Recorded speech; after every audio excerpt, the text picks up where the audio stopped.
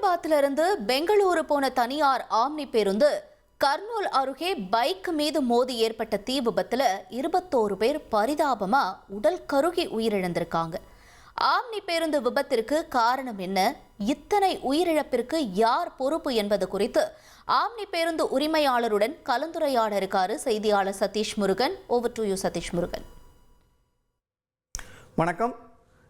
நாட்டையே உலுக்கி இருக்கக்கூடிய இந்த பேருந்து விபத்து என்பது கர்னூல் அருகே நடைபெற்றிருக்கிறது. கர்னூல் பேருந்து தீ விபத்தில் இதுவரை 19 உடல்கள் மீட்கப்பட்டுள்ளன. உடல்கள் முழுவதும் தீயினால் கருகிய நிலையில் அதாவது 19 உடல்கள் அடையாளம் காணப்பட்டிருக்கின்றன. 21 பேர் இதில் மரணம் அடைஞ்சிருக்காங்க. இந்த பிரேத பரிசோதனையானது தற்பொழுது நடைபெற்று வருகிறது.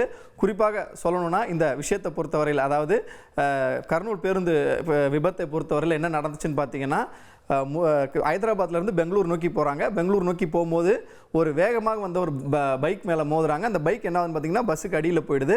இதனால் என்ன பண்ணுதுன்னா, பஸ்ஸுக்கு அடியில் இருந்த டீசல் டேங்கில் பட்டு சாலையில் ஏற்பட்ட அந்த சிறிய தீப்பொறிக்கானது வேகமாக பரவ ஆரம்பிச்சிருக்கு. இது சாலையில் நெடுஞ்சாலையில், அதாவது தேசிய நெடுஞ்சாலை NH-44 நடந்த இந்த விபத்து அந்த அதிகாலையில் பார்த்தீங்கன்னா தீ விட்டு அந்த கொழுந்து விட்டு எரிய அந்த காட்சிகளை நம்மளால் பார்க்கவே முடியல. இருந்தாலும் அந்த பகுதியில் இருக்கக்கூடிய மக்கள் அதை வீடியோவில் பதிவு செஞ்சுருக்காங்க. அந்த காட்சிகளை முதல்ல பார்த்துடலாம்.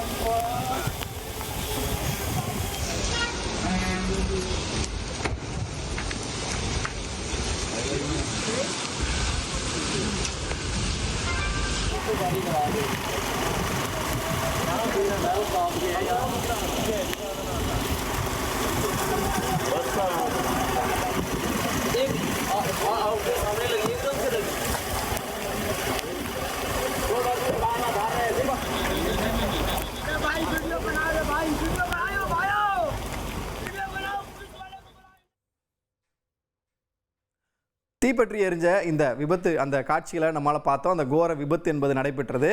இந்த விபத்திற்கு உடனடியாக அந்த பகுதியிலிருந்து காவல்துறையினருக்கும் தீயணைப்புத்துறையினருக்கும் தகவல் தெரிவிக்கப்பட்டு உடனடியாக அவர்கள் சம்பவ இடத்திற்கு தீ அணைக்க முயற்சி செய்தாலும் கூட அந்த நெடுஞ்சாலைத்துறையில் இந்த விபத்தினால் ஏற்பட்ட போக்குவரத்து நெரிசல் அவங்க தாமதமாகவே வந்தாங்க. உடனடியாக அவர்கள் அந்த தீயை அணைக்க முயற்சி செய்த போது அதற்குள்ளாகவே அங்கே பலர் கருகி இருந்திருந்தார்கள். அவங்க தீயை அணைக்க முயற்சி செய்த அந்த காட்சிகளை பார்த்துடலாம். ఫైర్ ఇంజిన్ వాళ్ళు వచ్చారు సార్. ఇప్పుడు ఇదంతా కూడా వీళ్ళు చేస్తున్నారు.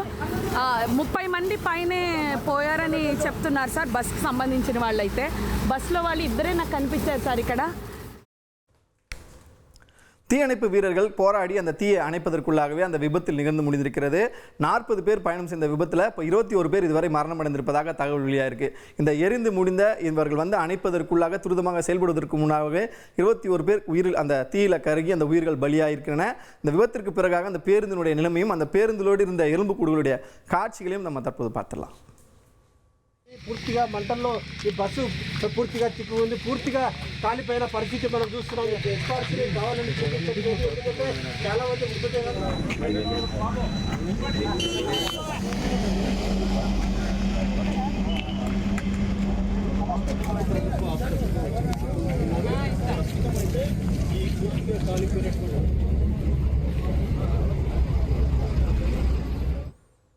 இந்த காட்சிகளை நம்ம பார்த்தோம் இல்லையா? இந்த காட்சிகளை பொறுத்தவரையில் முழுவதுமாக எரிந்து அந்த எலும்புக்கூடாக காட்சியளிக்கக்கூடிய இந்த பேருந்தில் 19 பேருடைய உடல் என்பது கருகி சாம்பலாகி இருக்கிறது. இதற்கு அடுத்தபடியாக உடனடியாக மாவட்ட ஆட்சியர் சம்பவ இடத்திற்கு அதாவது ஆந்திர மாநிலத்தினுடைய அந்த கர்னூல் மாவட்ட ஆட்சியர் என்பவர் சம்பவ இடத்திற்கு முதற்கட்ட விசாரணையில் என்ன சொல்லியிருக்காங்கன்னு பார்த்தீங்கன்னா, இந்த பேருந்து விபத்து ஏற்பட்ட உடனேயே அந்த வயர்கள் கருகியதால் மெயின் டோர் என்பது ஜாம் ஆயிருக்கு. இதனால் அந்த வழியாக அவர்களால் யாரும் வெளியே வர முடியல. சுமார் ஒரு 12 பேர் என்ன பண்ணியிருக்காங்கன்னு பார்த்தீங்கன்னா, பக்கவாட்டு ஜன்னல் வழியாக உடச்சிக்கிட்டு வெளியே குதிச்சிருக்காங்க. இதில் அவங்களுக்கு சிலருக்கு பலத்த காயம் ஏற்பட்டிருக்கு. ஒரு 4 பேர் படுகாயமடைந்து தற்போதும் சிகிச்சை எடுத்துகிட்டு வராங்க. ஒரு 8 பேர் வீடு திரும்பியிருப்பதாக தெரிவித்திருக்காங்க. இந்த நிலையில் பார்த்தீங்கன்னா பேருந்தில் அந்த ஓட்டுநர்கள் 2 பேர் மற்றும் ஊழியர் ஒருவர், கண்டக்டர், கிளர் என மொத்தம் ஒரு 3 பேர் இருந்திருக்காங்க. 3 பேரும் தப்பிச்சு சென்ற நிலையில் அவர்களை ஒருவரை பிடித்து இந்த விசாரணையானது நடைபெற்று வருகிறது. தொடர்ந்து இந்த விஷயங்கள் நடந்து கொண்டு இருக்கும் போதே இந்த விபத்தை நேரடியாக பார்த்த ஒரு பெண் அவங்களுடைய அனுபவத்தை சொல்லியிருக்காங்க. அங்கே என்ன நடந்துச்சு, எதனால இந்த மாதிரியான தீ பரவி அதை தடுக்க முடியலன்னு சொல்லியிருக்காங்க. அதை நீங்கள் கவனிக்கலாம். డ్రైవరు అక్కడ కాలిపోతున్నట్టుంది మ్యామ్, బస్సు కాలుతుంది అక్కడ అన్నారు. సరే గబగబా ఏదైనా హెల్ప్కి వెళ్దామా, అసలు ఏమన్నా పోలీసులు వచ్చారా లేదా అని నేను గబగబా కారు దిగి వెళ్ళానండి. అక్కడ ఉన్న మిగిలిన జనం అండి మొబైల్స్తో వీడియోస్ తీసుకుంటున్నారండి. ఎవరైనా పోలీస్కి కాల్ చేయలేదు. నేను మళ్ళీ గబగబా కారు దగ్గరికి వెళ్ళి వెంటనే కర్నూలు. இதில் இவங்க பதட்டமாக என்ன சொல்கிறாங்கன்னு பார்த்தீங்கன்னா, அவங்க அந்த வழியாக பயணிக்கும் போது, அதாவது காரில் இவங்க அந்த விபத்து நடந்த பகுதியை கடந்து போகும்பொழுது அங்கிருந்த பகுதி மக்கள் யாருமே வந்து இந்த போலீஸுக்கு ஃபோன் பண்ணி தெரிவிக்கிறது போன்ற விஷயங்களை உடனடியாக இறங்காமல் எல்லாருமே பேருந்து நின்று சுற்றி நின்று வந்து வீடியோ தான் எடுத்துகிட்டு இருந்தாங்க.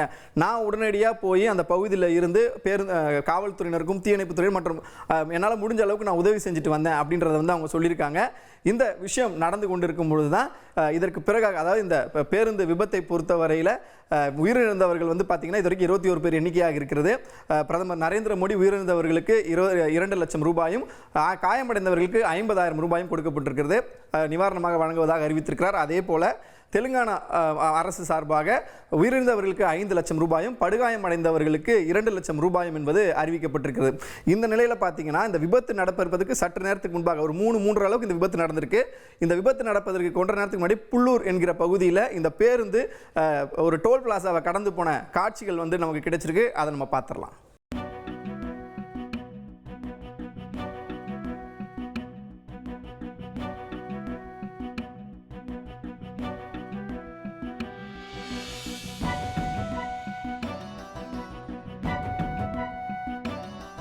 இந்த சிசிடிவி காட்சிகளை பொறுத்த வரைக்கும் நம்ம பார்த்தோம்னா சின்ன டெக்கூரு என்கிற பகுதியில் கர்னூல் மாவட்டத்தில் நடக்குது. இந்த புல்லூருன்ற பகுதியிலிருந்து இந்த டோல் பிளாசாவை கடக்கிறதுக்கும் இதுக்கும் பார்த்தீங்கன்னா சுமார் ஒரு 40 முதல் 50 கிலோமீட்டர் தூரம் தான் இருக்குது. ஒரு அரை மணி நேரத்தில் வந்து இவங்க இந்த விபத்திற்கு முன்னதாக இந்த காட்சிகள் என்பது சிசிடிவியில் அந்த புல்லூர் டோல் பிளாசால் என்பது பதிவாகியிருக்கிறது. இந்த நிலையில் பார்த்தீங்கன்னா இந்த விபத்து நடந்து பல்வேறு கட்ட மீட்பு பணிகள், மருத்துவ உதவிகள் போன்ற விஷயங்கள் நடந்துகிட்டு இருக்கு. ஆந்திரா மாநிலம் சுகாதாரத்துறை அமைச்சர், போக்குவரத்து துறை அமைச்சர் இதுக்கு உரிய விசாரணை நடத்த உத்தரவிட்டிருக்காங்க. போக்குவரத்து துறை சார்பில் தனியாக குழு அமைக்கப்பட்டு, அதாவது தொழில்நுட்ப குழு அமைக்கப்பட்டு என்ன மாதிரியான பிரச்சனைகள் ஏற்பட்டிருக்கின்றதை ஆய்வு செய்வதற்கு முடுக்கிவிடப்பட்டிருக்கிறார்கள். அதே போல் அனைத்து வகையான ஆம்னி பேருந்துகளும் வந்து முழுமையான பரிசோதனைக்கு உள்ளாக்குறதற்கு உடனடியாக உத்தரவிடப்பட்டிருக்கிறது. இந்த நிலையில தான் இந்த விபத்தில் சிக்கிய இந்த பேருந்து மீது பல்வேறு குற்றச்சாட்டுகள் என்பது வைக்கப்படுகிறது. 2 இடங்களில் இந்த பேருந்து ரிஜிஸ்ட்ரேஷன் பண்ணப்பட்டிருக்கு. தற்பொழுது வரை இதற்கு வந்து ஒரு 26,000 ரூபாய் வந்து ஃபைன் இருக்கு, சலான் வந்து இவங்க போக்குவரத்து விதிமீறலில் ஈடுபட்டிருக்காங்க அப்படின்ற விஷயத்தையும் சொல்லியிருக்காங்க. அதை நம்மால் வந்து முழுமையாக உறுதிப்படுத்த முடியவில்லைனாலும் நமக்கு தெரிந்த அந்த சோர்ஸில் செக் பண்ணும்போது ஒரு 4 சலான் இவங்க மேலே இருக்கு. அது எல்லாமே பார்த்தீங்கன்னா இந்த ஆண்டு மே மாதம் முதல் கடந்த செப்டம்பர் மாதம் வரை ஒரு 4 சலான் போட்டிருக்காங்க. அதை நம்ம பார்த்தாலே தெரியும் பல்வேறு விதிமீறல்களில் இந்த பேருந்து ஈடுபட்டிருக்கிறது என்பது நமக்கு இதன் மூலம் தெரிய வருது. இது போல 16 சலான்கள், அதாவது பயணிகளை முறையாக வந்து பாதுகாப்பாக கொண்டு போகிறதுல, பேருந்து பராமரிப்பு உள்ளிட்ட பல்வேறு விஷயங்களுக்கு இந்த பேருந்து நிறுவனம் என்பது உள்ளாகி இருக்கு அப்படின்றது நமக்கு தெரிகிறது. இந்த நிலையில் பார்த்தீங்கன்னா நம்மிடையே இந்த ஆம்னி பேருந்துகளை பொறுத்தவரையில் பாதுகாப்பு குறைபாடு, அதாவது பொதுமக்களுக்கு எந்த வகையான பாதுகாப்பு அவங்க வழங்குறாங்க அப்படின்றத விளக்குவதற்காகவும் இந்த பர்டிகுலர் பேருந்து வகையில் என்ன மாதிரியான பிரச்சனைகள் இருக்குது அப்படின்றது நம்மிடம் விவரிக்குவதற்காக ஆம்னி பேருந்து உரிமையாளர் சங்கத்தினுடைய தலைவர் அன்பழகன் இருக்கிறாரு. அவரிடமே நம்ம கேட்கலாம். சார் வணக்கம் சார். நீங்கள் இந்த ஆம்னி பேருந்துகள் தொடர்பாக தொடர்ந்து நீங்கள் அந்த பேருந்துகளோட பயணிச்சுட்டு இருக்கீங்க, உரிமையாளராகவும் இருக்கீங்க. இதில் வந்து உங்களுக்கு டெக்னிக்கல் ஆஸ்பெக்டாகவும் தெரிஞ்சிருக்கும். ஏன்னா நம்ம ஒரு பஸ் வச்சுருக்கோம்னு சொன்னால் எந்த மாதிரியான மாடல் பஸ் என்ன மாதிரியான பிரச்சனைகள் கொடுக்கும், எதை பராமரிக்கணுன்ற போன்ற விஷயங்கள் இருக்கும். இந்த விபத்தை நீங்கள் பார்த்துருப்பீங்க, செய்திகளை கேட்டிருப்பீங்க. இந்த வகை, அதாவது வால்வோ ஸ்கேனியான்னு சொல்கிற இந்த வகை பேருந்துகளில் பொதுமக்களுக்கு பாதுகாப்பு இல்லையா, இல்லை இது வந்து ஒரு உயர் ரக சொகுசு பேருந்துன்னு சொல்கிறாங்க, இதை நம்ம எப்படி பார்க்குறது? இது வந்து இப்போ இன்னைக்கு வந்து ஆக்சிடென்ட் ஆன பேருந்து வந்து உயர்தர உலகத்தர வாய்ந்த ஸ்கேனியா நிறுவன பேருந்து. இதுல வந்து இன்னைக்கு நடந்தது வந்து சாதாரண ஒரு ஆக்சிடென்ட். இந்த ஆக்சிடென்ட் நடக்கும்போது என்ன தவறு நடந்திருக்குன்னா, ஒரு 2 வீலர் வந்து ஃப்ரண்ட்ல போயிருக்காரு, ஒரு சின்ன விபத்து நடந்திருக்கு. அந்த விபத்து நடந்தோடனே அந்த வாகனம் கீழே பட்டிருக்கு. கீழே விழுந்தோடனே அந்த வாகனத்தை வந்து பேருந்து கீழே போட்டு அடிபட்டுல மாட்டி அந்த வாகனத்தை உள்ள 2 வீலர்ல உள்ள பெட்ரோல் வந்து கீழே ஊத்தி அதுல கீழே பிறந்த உராய்வுல வந்து வண்டி ஃபயராகி பிடிச்சிருக்கு. பிடிச்சதுல என்ன தவறு நடந்திருக்குன்னா, ஓட்டுநர் வந்து உடனே ஃபயர் ஆனோடனே என்ன பண்ணிருக்கேன்னா, ஓட்டுநர் வந்து அந்த பயணிகளை, ஏன்னா படுக்க வச்சு பேருந்துகளை பொறுத்தவரை பயணிகள் உள்ள நல்ல தூக்கத்துல இருப்பாங்க. அவங்கள உடனே அலர்ட் பண்ணி எழுப்பி விட்டுருக்காங்க. அந்த தவிர வந்து அந்த டிரைவர் கொஞ்சம் பண்ணாம அந்த பதட்டத்துல பயணிகளை வந்து எழுப்பி விடாம பண்ணியிருக்காரு. இதுல இறந்தவங்களை பாத்தீங்கன்னா பாதி பேர் வந்து மூச்சு திணறல் ஏற்பட்டுதான் இறந்திருக்காங்க. வாகனம் வந்து பற்றி எந்த பெயரானோடனே மூச்சு திணறல் ஏற்பட்டுதான் இறந்திருக்காங்க. இதுல நீ தப்பித்த பயணிகளை பாத்தீங்கன்னா கண்ணாடியை உடைச்சி ஒரு இருக்கைக்கும் படுக்க வச்சு உள்ள பேருந்துகளுக்கும் கண்ணாடி உடைக்க வைக்கிற இது வச்சிருக்காங்க. அதை வச்சு உடைச்சிடும் தப்பிச்சிருக்காங்க. எமர்ஜென்சி எக்ஸிட் இருக்கு பின்னாடி, அது மூலியமா குதிச்சிடும் தப்பிச்சிருக்காங்க பயணிகளை. வண்டியில போன 42 பயணிகள்ல மொத்த பயணிகள்ல பாதி பேர் வந்து 22 பேர் மீதி வந்து அது மாதிரி முறையில தான் தப்பிச்சிருக்காங்க. இதுக்கு வந்து ஒரு விபத்து அது பயராயிருக்கு, முன்னாடி பயராயிருக்கு, எதிர்பாராத விதமா பயராயிருக்கு. அந்த பயர்ல வந்து அந்த சமயத்துல அணைக்க முடியல. அது ஒரு மெயின் சிச்சுவேஷன். இதை தடுக்கிறதுக்காகத்தான் அக்டோபர் 1 இருந்து மத்திய மாநில அரசுகள் வந்து ASI 153 ஒரு விதி உருவாக்கி இருக்காங்க. ஆட்டோமேட்டிக்கா வண்டி ஃபயர் ஆயிடுச்சுனாவே ஆட்டோமேட்டிக்கா தீயணைப்பாங்க பேருந்துகள் இருக்கு. நம்ம வீடுகள் தியேட்டர்ல மால்ல இருக்கிற மாதிரியே அந்த வசதி வந்து நம்ம பேருந்துகளையும் மத்திய மோட்டார் வாகன விதியில வந்து மாற்றம் செய்து அக்டோபர் 1 இருந்து அந்த இம்ப்ளிமெண்ட் ஆகி இப்ப நம்ம தமிழகத்துல முதற்கொண்டு 20 வாகனங்கள் மேல பதிவாயிருக்கு. இதுவரை காலங்களில் பேருந்துகள் பதிவானா கூட அந்த ஃபயர் வந்து உடனே ஆஃப் பண்றதுக்கு வசதி வந்துருச்சு. கெமிக்கல் பிளஸ் வந்து வாட்டர்ல ஆயிருக்கு. இதுல வந்து நீங்க நிறைய தலான்னு சொல்றீங்க. இப்போ ஒரு நீ சென்னை சிட்டிக்குள்ள ஒரு வாகனம் ஓட்டுறோம், தலான் வந்து தவறு பண்ற வாகனத்துக்கு தலான் பண்றாளா? சின்ன சின்ன விதிமுறைகள் சிக்னல் பாசிங் அது மாதிரி விதிமுறைகள் நிறைய சிட்டிக்குள்ள ஓடினாவே அந்த தலான்கள் ஆட்டோமேட்டிக்கா வந்துருது. அந்த உரிமையாளருக்கு அடுத்த எத்தி போகும்போது அந்த தலான் இருக்குங்கிறதே தெரியும். அதனால அது ஒரு விதிமீறல் நம்ம சொல்ல முடியாது. சார், பாதுகாப்பு குறைபாடுகள் சம்பந்தமா நம்ம பேசுவோம். பேருந்துல நீங்க சொன்ன ஒரு சாதாரண விபத்து தான். உலகத்தரம் வாய்ந்த இந்த விபத்துகளுக்கு பேர் போன அந்த வால்வோ நிறுவனத்தால் தயாரிக்கப்பட்ட ஒரு பேருந்து ஒரு சாதாரண விபத்துல இந்த டேங்க், அதாவது டீசல் டேங்க்ல அடிபடுற அளவுக்கு ஒரு சேஃப்டி இல்லாம தயாரிச்சிருக்காங்கன்னு சொல்ல வரீங்களா? இல்ல இந்த பேர் எப்படி புரிஞ்சுக்கிறது? இல்ல தவறு சார். வால்வோ நிறுவன வண்டி கிடையாது, ஸ்கேனியா நிறுவன வண்டி. ஸ்கேனியான்னு ஒரு பிராண்ட் வண்டி. இது வந்து இதுல வந்து இந்த முன்னாடி வந்து அந்த வாகனத்துல வந்து முன்னாடி ஸ்டெப்னி எல்லாம் நம்ம அசோக்ல எல்லாம் டாடா நிறுவனங்கள்ல சைட்ல ஸ்டெப்னி இருக்குது. அந்த வண்டியில வந்து முன்னாடி ஸ்டெப்னி வச்சிருப்பாங்க. வண்டியில ஃப்ரண்ட்ல வந்து ஸ்டெப்னி இருக்கு. இப்ப நீங்க லைலாண்ட் நிறுவனத்துல வந்து ஒரு ஆக்சிடென்ட் நடந்துச்சுன்னா அது உள்ள போய் பின்னாடி வந்துருவாரு. ஆனா ஸ்கேனியா நிறுவனத்துல முன்னாடி மாட்டிக்கிடுவாரு. ஃப்ரண்ட்ல வந்து அந்த இடைப்பகுதி வந்து குறைவாக இருக்கு, அதுல மாட்டிக்கிடுவாரு. மாட்டிக்கிறதுனால இழுத்துட்டு போகும்போது அந்த விபத்து நடந்திருக்குது. எதிர்பார்க்கும் நம்ம 22 பேர் இறந்திருக்காங்கிறது யாருக்கும் அதை சரி பண்ண முடியாது, யாருக்கும் அது யாருலையும் நம்ம சொல்ல முடியாது.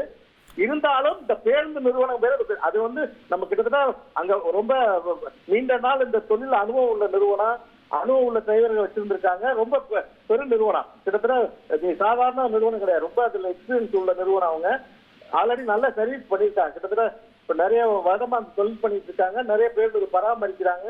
கிட்டத்தட்ட பெரிய டீம் ஒரு பிரச்சனை பண்றாங்க. இது வந்து அந்த நிறுவனங்களை குறை சொல்வதற்கு ஒன்றும் இல்லை. இது வந்து எதிர்பார்க்காத ஆக்சிடென்டா தான் இதை பாக்குறோம். நம்ம இந்த பேருந்தை பொறுத்த வரைக்கும் தொழில்நுட்ப கோளாறா அந்த கர்னூல் மாவட்ட ஆட்சியர் என்ன சொல்றாங்கன்னா, தீ விபத்துல ஒயர்கள்லாம் எரிஞ்சு கருகிருச்சு, அதனால பாத்தீங்கன்னா அந்த ஆட்டோமேட்டிக் டோர் பஸ்ல இருந்த டோர் ஜாம் ஆனதுனால அந்த வழியா தப்பிக்கிறதுக்கான வாய்ப்பு இல்லை அப்படின்றத சொல்லியிருக்காங்க. எமர்ஜென்சி டோருமே பாத்தீங்கன்னா அவங்களால முறையா பயன்படுத்த முடியலன்னு அதுல இருந்து தப்பிச்ச ஒரு ஆள் சொல்லியிருக்காரு. நாங்களே கண்ணாடியை உடச்சிட்டு தான் வெளியே வந்தோம்னு சொல்லியிருக்காரு. இப்போ இந்த பேருந்துல இந்த மாதிரி டெக்னிக்கல் ஃபால்ட் வருமா? இதற்கு முறையா பராமரிப்பு பணிகள் வருடாந்திரத்துல ஒரு குறிப்பிட்ட காலகட்டத்தில் நம்ம பண்ணுவோமா? அதை பத்தி சொல்லுங்க. இந்த விபத்தை பொறுத்தவரை நம்ம இப்ப ஒரு பிளைட்ல ஏறும் போது ஒரு பேருந்து இன்கேஸ் எது எமர்ஜென்சி, ஒரு பிளைட்ல ஒரு இன்கேஸ் ஒரு எமர்ஜென்சி வரும்போது நம்ம ட்ரைனிங் கொடுக்குறோம் பயணிகளுக்கு. இந்த விபத்துல வந்து நாங்க கத்துக்கிறது என்னன்னா, இப்ப பயணிகளுக்கு வந்து இன்கேஸ் எமர்ஜென்சினா நம்ம ஒரு வீடியோ பிளே பண்ணி எமர்ஜென்சி காலத்துல என்ன பயன்படுத்தணும் அது பயணிகளுக்கு நம்ம அலாட் பண்ணணும். அதை வந்து கத்துக் கொடுக்கும். எவ்வளவு வசதிகள் இருந்தாலும் இந்த இக்கட்டான சூழ்நிலை வந்து தப்பிக்க போறது பயணிகள் தான். அந்த பயணிகளுக்கு நம்ம எஜுகேட் பண்ணணும். எப்படி இந்த மாதிரி ஒரு ஆக்சிடென்ட் ஆச்சுனாவோ, இது மாதிரி டோர் லாக் ஆச்சுனாவோ, இது மாதிரி சிச்சுவேஷன்ல எப்படி வந்து நம்ம பயணிகளுக்கு தப்பிக்கிறதுக்கு நம்ம விமானம் மாதிரி நம்ம இதுக்கு வந்து பயணிகளுக்கு நம்ம ஒரு பயணங்களுக்கு முன்னாடி வந்து நம்ம தெளிவுபடுத்தணும். அதை வந்து கத்திருக்கோம். அது பண்ணியிருந்தோம்னா மேபி பயணிகள் எல்லாம் அந்த எமர்ஜென்சி எக்ஸிட் இருக்கு, எப்படி திறக்கலாம், ஒரு நம்ம பர்சுக்களையும் அந்த கண்ணு வச்சிருக்கோம், அந்த உடைக்கிற கண்ணாடி அந்த கண்ணை வச்சு உடைக்கலாம். அதெல்லாம் பயணிகளுக்கு தெரியல. ஏன்னா அந்த பதட்டத்துல தெரியாது. ஏன்னா ஆழ்ந்த உறக்கத்துல இருப்பாங்க. உறக்கத்துல இருந்து திடீர்னு எந்திரிச்சோன்னே இதெல்லாம் பண்ணணும், எல்லாம் சாதாரண மனிதர்களால முடியாது. இந்த பிரச்சனைலாம் தான் இவ்வளவு உயிர் பலிக்கு முக்கியமான ரீசனா இருக்குது. இந்த விபத்துல பொதுமக்களுக்கு பயிற்சி வழங்குற அதே நேரத்துல ஊழியர்கள் விபத்து நடந்தா எந்த வகையான விபத்து நடக்கலாம் அதை எதிர்கொள்றதுக்கு தானே ஊழியர்களுக்கு பயிற்சி அளிச்சிருக்கணும். அந்த ஓட்டுநர்கள் வந்து பாத்தீங்கன்னா ஓட்டுநர்கள் தப்பிச்சு ஓடி இருக்காங்க. அவங்க அதுக்கப்புறம் அரெஸ்ட் பண்ணி கூட்டு வந்து விசாரிக்கிற ஒரு நிலைமை ஏற்பட்டிருக்கு. பொதுவாக ஆம்னி பேருந்துகள்ல ஊழியர்களுக்கு இது போன்ற பாதுகாப்பு அம்சங்கள் குறித்து போதிய பயிற்சி வழங்கப்படுதா? ஆமா சார், நம்ம தமிழகத்தை பொறுத்தவரை அரசும் சரி நாங்க சங்கங்களும் சரி ஒவ்வொரு 3 மாதத்துக்கு ஒருக்கையும் நாங்க வந்து அவேர்னஸ் மீட்டிங் வச்சு ஒரு விபத்து என்னென்ன விபத்து நடந்தா எப்படி நம்ம சார்ட் அவுட் பண்ணணும் அதுக்குள்ள எக்ஸ்பர்ட்டை வச்சு நம்ம எவரி 3 months ஒன்ஸ் நாங்க பாம்லி பஸ்ல இங்க நம்ம கோயம்பேடுல பண்ணிக்கிட்டு இருக்கோம். இந்த ஒரு மெக்கானிக்கல் ப்ராப்ளம் வந்து என்ன பண்றது, ஆக்சிடென்ட் ஃபயர் வந்து என்ன பண்ணுறது, ஃபயர் எக்ஸ்டிங்ஷர் எப்படி யூஸ் பண்றது, அது மாதிரி தொடர்ச்சியான நாங்க இதெல்லாம் பண்ணிக்கிட்டு இங்க உள்ள டிரைவர்களுக்கு ஓட்டுநர்களுக்கு வந்து நாங்க பயிற்சி கொடுத்துக்கிட்டு இருக்கோம்.